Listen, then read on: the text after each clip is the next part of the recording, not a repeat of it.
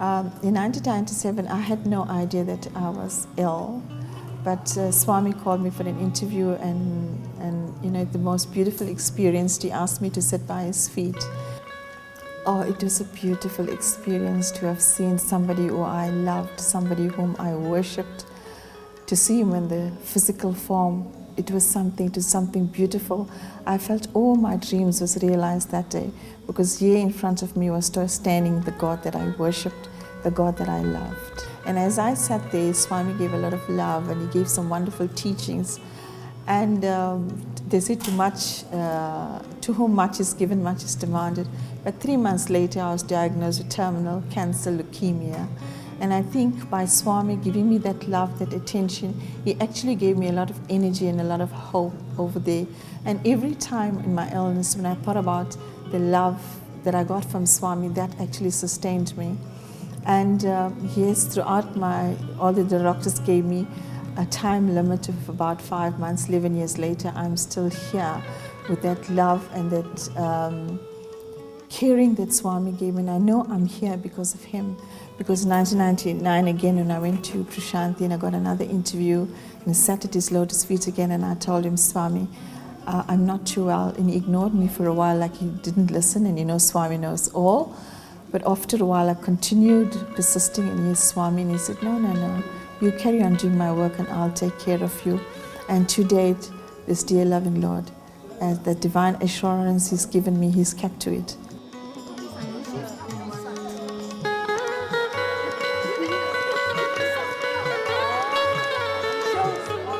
Show the things. This is a quillo.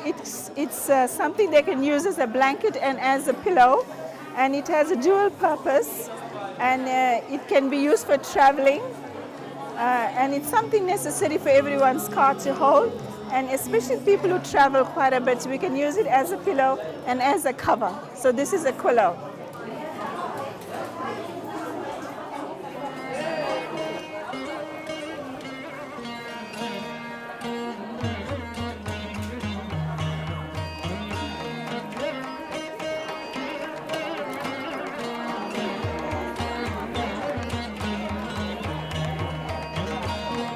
From the inception of the Ladies Forum itself, and Swami gave 19th of November as Ladies' Day, and thereby with the work that was gone in just 1 year after he declared that, 19th of every year became Ladies' Day, to celebrate not with pomp and glory, but to celebrate the sacred qualities of the ladies, and especially mothers, who play a very, very important role in our homes and for the world at large. Motherhood is very sacred. We glorify.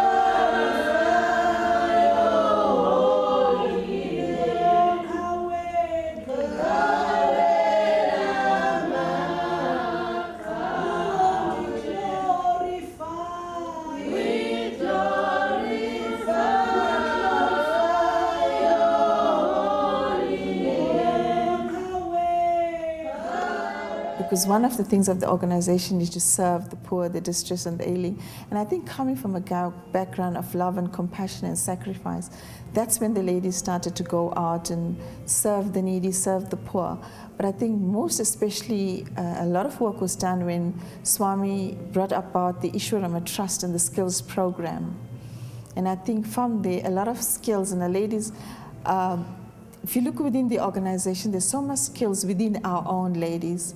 And everybody came on board with their skills and taught the other ladies, went into the rural areas and set up schools and sort of empowered the ladies out there, especially did a fantastic piece of work for especially the unemployed people, to teach them the skills. And with the skills program came where we give the ladies back their self-dignity and they become money earners. Yes, they've done tremendous, and even going into drug abuses, going to the homes and helping, stitching for the schools, stitching for the underprivileged people. And I know one program we did in PE, within a matter of days, they had made over 1,000 quilts to be handed to the poor. So I think in that the ladies are playing a very, very important role in the organization, especially for the poor and the underprivileged. I think ladies are more sort of prone to peace and averse to wars and things like that.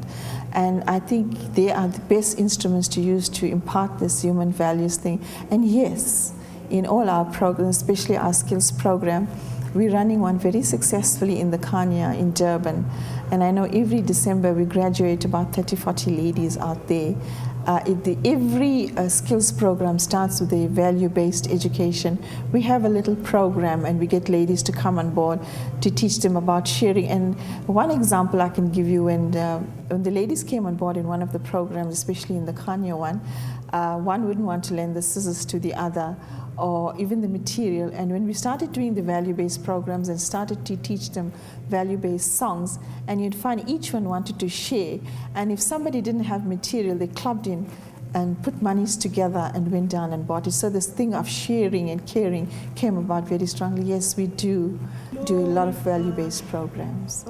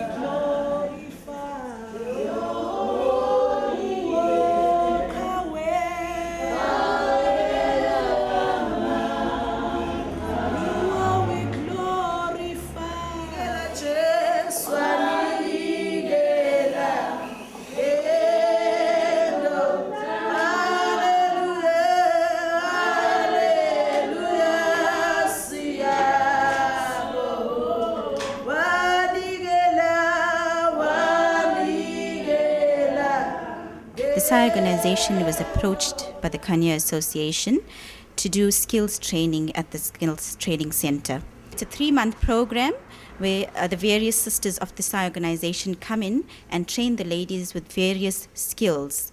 And together with that, we are also doing the Educare program. When we were asked to come and do a share in this Kanya project, I was very excited because the ladies over here are quite skilled at sewing, but they needed crafts. They needed to enhance their education. They needed to actually go out and sell products. And here we have started projects where they can actually go out and sell.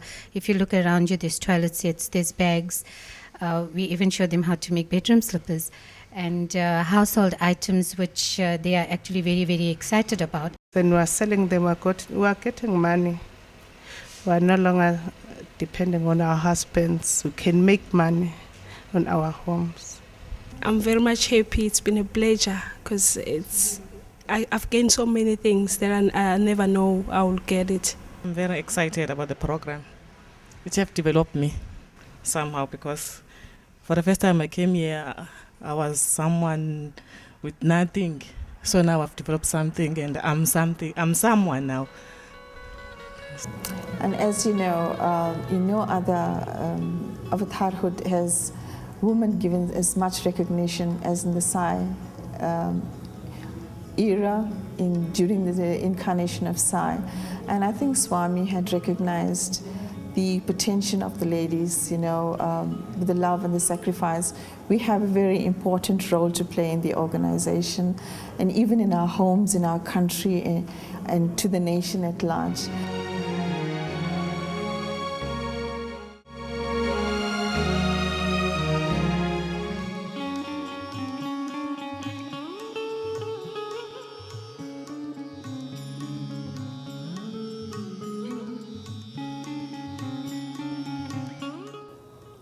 Well, I happened to buy a Bwana magazine, and therein I found an article about Sri Satya Sai Baba. I was very much interested about what I read there, and I decided that I wanted to get more information about Sai Baba. So I made a trip to Durban, specifically to go and get information, because I knew, or I had read that there's a center in Durban. And that is where I went, and then I happened to phone this person to this person to this person, until the 8th contact, I got the right person who were at the Sunda Mandir in Chatsworth Center, who said that he didn't know why he was there because it was on a Saturday.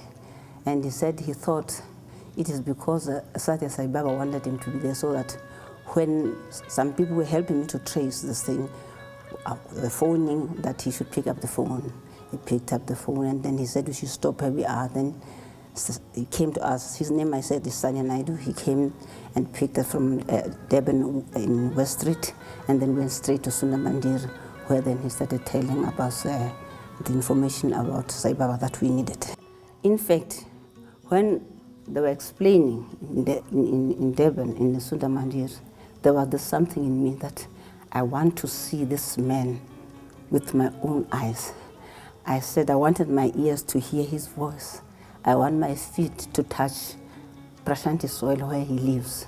There was that desire right from the beginning. 8 months after my being a side devotee, it materialized and I went to Prashanti. When he appeared, it is very difficult for one to explain what one feels. But what I know is that you'll feel tears dropping, but you don't know why you are crying. But I think it's the tears of joy, tears of happiness. There is something that you feel, that fulfillment, as if there was something hollow in you. Now that something that is being hollow is being filled. You feel happy, you feel like jumping up, you feel like, I can't explain, but I definitely cannot explain, but you feel that something that is very nice, that has no words to explain, when you see him in his physical form. In fact, one would like to live in Prashanti because of the happiness that you feel when you are there, the atmosphere, the vibration, everything. You even forget whether it's Sunday or Monday. You are there, you don't know whether it's Monday or Tuesday or what. You just feel just to be there forever. Unfortunately, you have to come back because we're working, you'll have to come back, but one would stay there forever if one had the choice. When I first went there, I had an interview, and then when he asked me how I was, I told him that I was fine, Swami. And then he said, no, you are not fine. I know you have got arthritis. Your bones are aching, yes. Baba will give you medicine. And he materialized with beauty, and he gave me beauty. And he said, you'll be all right. And from that time, my arthritis is gone. He asked me what religion I was. And I told him that I'm a Christian, Swami. He said, yes, Baba knows. And then he says, what is the symbol for Christianity? And I told him, it's a cross. And then what is the symbol of the cross? I said, what does it mean? I said, it means you cut the I-feel clear across. You remember that I kill myself. You kill yourself and let Jesus Christ live in you, the cross. So that's the message. He said, would you like me to make your cross? And I said, yes, Swami. Then he just waved his hand, and then out of his hand came out this cross. This is the lotus flower here. And then he slipped it on. He had my hand, slipped this on, and he said, that is the right size. And that he said that is pure gold, that's genuine gold. Are you happy? Then I said, I'm very happy, Swami. They said, thank you. But he held my hand. When he held my hand, you can imagine how I felt. When he slipped the ring on, you can just imagine how I felt. Because he says, if you are my follower, I don't want you to change your religion. I don't want you to change your church. Because this is not a church, it's an organization. Such a size, it's an organization. So he says, don't change your religion. All I want is that a change in you. I didn't go about saying, hey, have you ever heard about Sai Baba? No, I didn't do that. It just happened naturally. And then people started understanding Sai Baba. And as I said, I was alone. I was the only Sai devotee, I think, in the Free State. Then my family joined me. Then friends joined me. Then ordinary people joined me. We are people from different churches. And you know what he says about religions and churches, that they're just like rivers, all rivers flowing into the sea. So we are Christians from different churches, but there we are only side followers. Just like all the rivers, when they flow into the sea, you can no longer distinguish this is the river from the Fall River, this is from the Tugela River. You just say it's the sea. In the same way, we're from different churches, but we just said we are children of God. So, and there we sing, we praise God, and then we engage ourselves in study circle to enrich each other spiritually. I used to know that God has created us to know Him, to love Him, and to serve Him. But now, since I came to the organization, I understand that now more fully, to love God, to serve Him, that is to serve humanity. Even Jesus Christ said the same thing, you see. You can't love God, you can't serve God. We have got to serve the human beings. That's the way we are serving Him. And you remember in the Bible what they said to Jesus Christ? When He said, I was hungry, you fed me. I had no clothes, you gave me clothing. I was at the hospital, you visited me. And they said, but Lord, when did you do these things to you? He said, if you did this to these people, then you did it to me. So whatever we do, we are actually doing for God. We are serving God because we cannot serve God directly. If you take the 5 basic human values of Satya Sai Baba, peace, truth, love, right conduct, and non-violence, and that's values there, then everything is embraced there. The world would be a better place to live in if all South Africans can truly try to understand the Satya Sai organization and understand this Sai Baba's teachings. And even the Christians themselves, they will find that what Jesus Christ was saying, Satya Sai Baba is saying. So that is why as Christians, we are comfortable in the Sai organization because it does not clash with our Christianity. What I like about him, he says, do not leave your religion. Do not leave even your church, you see. I can't leave my church. I'm a Christian. I'll die a Christian. But I'll also die being a Sai devotee because they don't clash.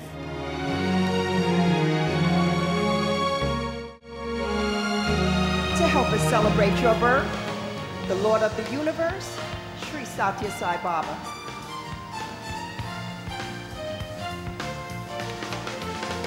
Today we celebrate the birth of Satya Sai. Come on and celebrate the birth of Satya Sai. Everybody celebrate the birth of Satya Sai in our lives. Yes, we celebrate the birth of Satya Sai. Come on and celebrate the birth of Satya Sai.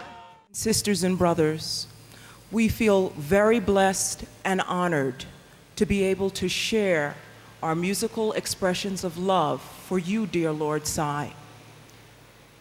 These songs express the great love and gratitude which we feel towards you, Lord, for loving us, protecting us, teaching us, guiding us, and for just simply letting us know of your presence here on earth, Lord. This song, Lord, was written when we began to think about the difficult times that we live in, the prevalence of violence, drugs, and incurable diseases. And we know that our only hope, our only protection, our only weapon is you, dear Lord, and your abounding, boundless love. Saidam, this is called Our Only Weapon.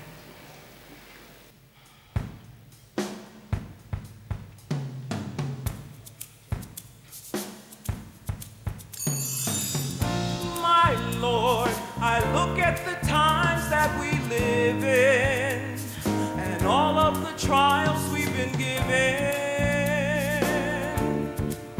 My Lord, now we've a dreaded new pestilence for which our bodies have no defense. And some say that there's evidence that this may not be simply coincidence. And my Lord, if this is true, there's nothing that we can do except to have faith and trust in side. You are our only weapon. Oh, Baba, you're our only protection. Lord, please won't you shower your grace over the whole human race. Sigh, send us your love. Send us your love. My Lord, I look at the children we've been given and the world that they now have to live in. My Lord, now we have drugs and we have guns, sold to our daughters and our sons, and kids are killing just for fun. My Lord, I fear our troubles have just begun. And my Lord, we know this is true. Yes, this is true. There's only one thing to